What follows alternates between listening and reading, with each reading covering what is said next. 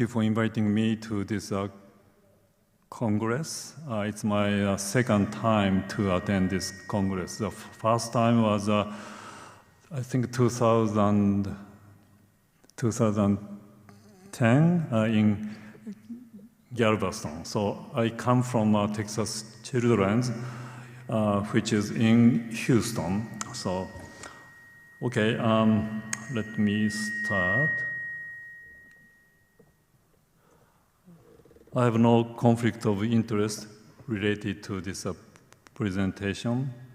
So, first of all, I'm not a pediatric rheumatologist. I'm an internist and a hematologist in Japan, and I'm a clinical pathologist specializing in transfusion medicine and coagulation at Children's Hospital in the United States.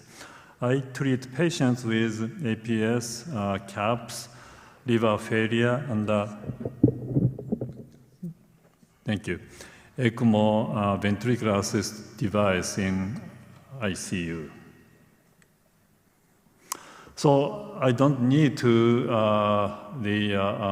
repeat this, but obviously we deal with thrombosis. Very few patients in my hospital in the pregnancy-related antiphospholipid syndrome. So not all patients with high levels of antiphospholipid develop thrombosis, as all we know. High risk, LA positivity, triple positivity, isolated persistently positive anticardiolipin at the medium to high titers. And IgG is higher risk than IgM, maybe, but some papers show opposite.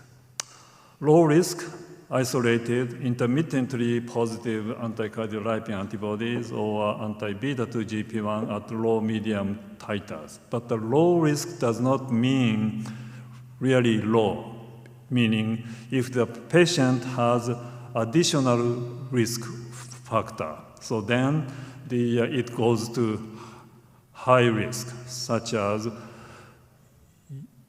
immobilization, taking estrogen, or obesity, or smoking. So thrombosis associated with antiphospholipid syndrome, antiphospholipid antibodies, and other risk factors. So as all we know that central venous catheter is the most common risk factor for thrombosis in small kids. Age is a risk factor. It's a bimodal. Infants and adolescents are commonly affected. Medications such as estrogen or asparaginase is the risk factor, additional risk factor for thrombosis, and obesity. Anticoagulant therapy.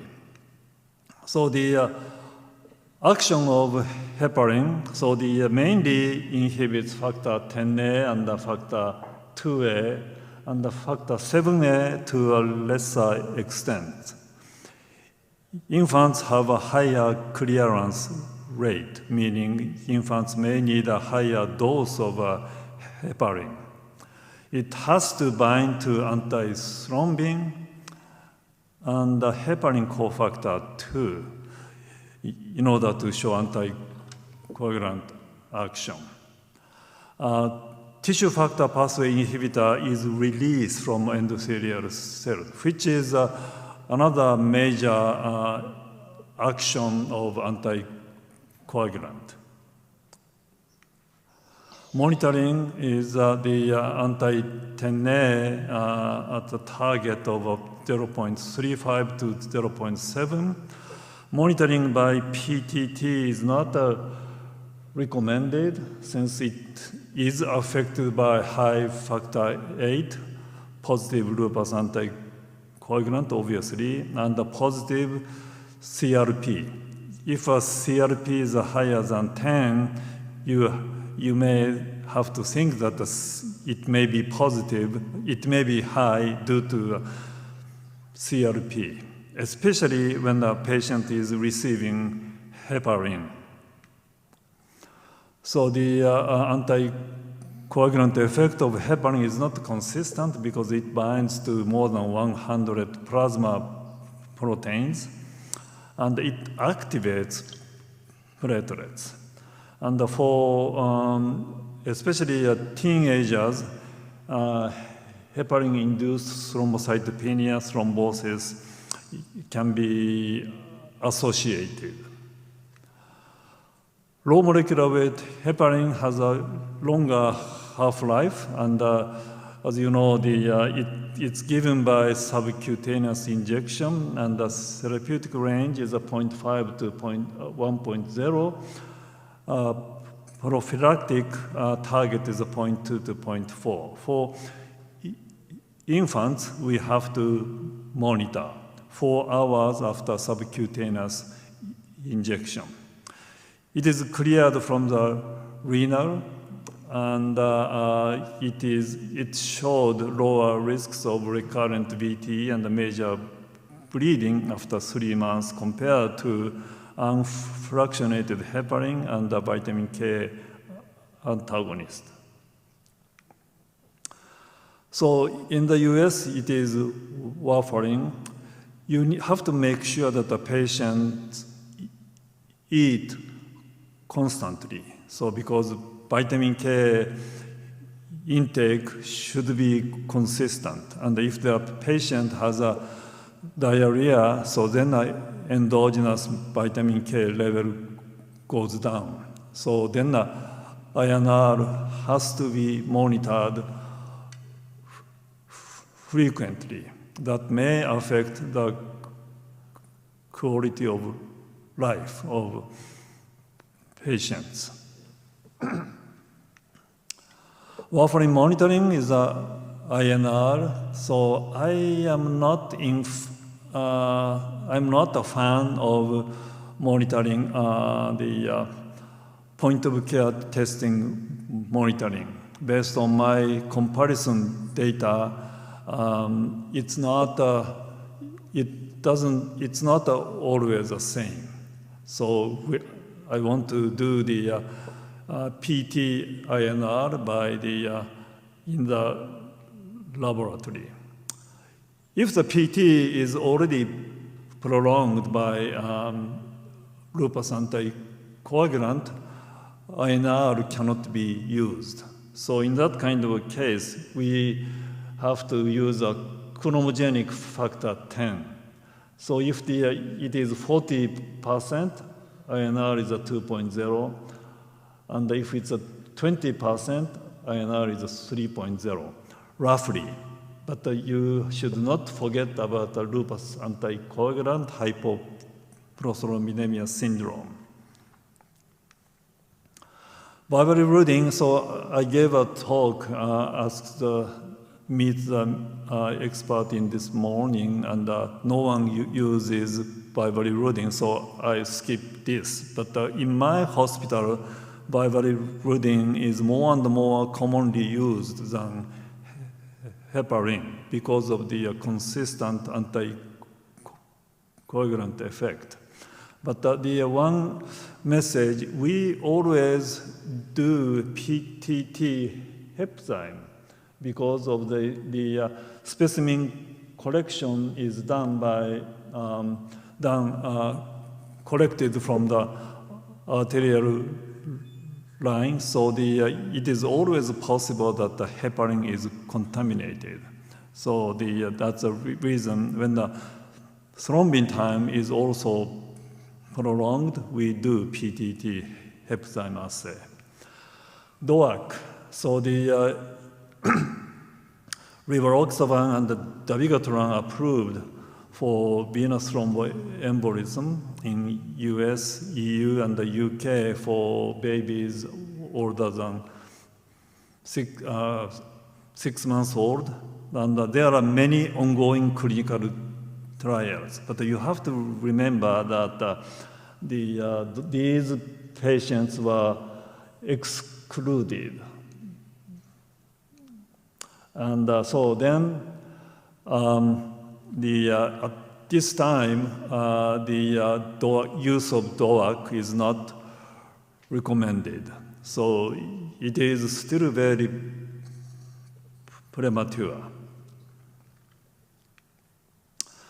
Antiplatelets, so arterial thrombosis recurrence is more common than venous thrombosis recurrence in APS. So it is maybe useful for the in low-risk APL or non-SLE patients. Aspirin is effective to prevent thrombotic event in patients with positive antiphospholipids. And we monitor aspirin effect. So the maybe one size fits all, like a baby aspirin, but 5 milli per kilo may not be enough or maybe too high. So in my hospital, we normally monitor the aspirin effect, usually by verify now aspirin and sometimes platelet aggregometry. How long should pediatric patients with APS be treated with anticoagulant? Lifelong anticoagulant therapy. If it became antiphospholipids became negative, can we stop anticoagulation therapy? So there are no definitive guidelines. It still remains controversial. It is mostly practice-based. So there are questions to be answered.